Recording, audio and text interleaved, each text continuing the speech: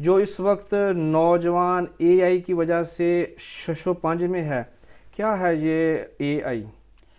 دیکھیں، اے آئی artificial intelligence یہ جو ہے ایک انٹیلیجنس ہے جو پوری دنیا میں چینجز لے کے آ رہی ہے. نئی چیز ٹیکنالوجی نہیں ہے، یہ بہت پرانی 60s کی ٹیکنالوجی ہے. لیکن جو لارج لینگویج ماڈل نے اس کے اندر جو جدت پیدا کی ہے، جو آپ نے چیٹ جی پی ٹی دیکھا ہوگا، یہ جی ایک ٹیکنالوجی ہے جو اے آئی کے اوپر بنی ہوئی ہے. اے آئی کے اوپر ایسی بہت سی ٹیکنالوجیز بنی ہیں، لیکن جو لارج لینگویج جو جدت پیدا کی ہے اس ٹیکنالوجی کے اندر، اس نے ریولوشن لایا. اب لوگوں کو اب زیادہ پتہ چلنے لگا ہے، لیکن حقیقتاً اے آئی جو ہے بہت سی چیزوں کے اندر چینجز لائے گی.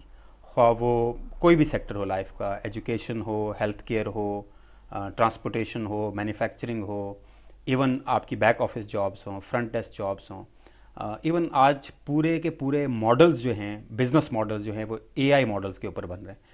تو اب ایسا نہیں ہے کہ بنیں گے، اس وقت یہ ہو رہا ہے. اور 2025 آئی مس سے یہ اے آئی کا ایک نیا دور سٹارٹ ہو گیا، جس میں بزنسز جو ہیں وہ اے آئی کی طرف جائیں گے، جو ہیومن انٹیلیجنس کو اگنور کرتے ہوئے اے آئی انٹیلیجنس کی طرف جائیں گے.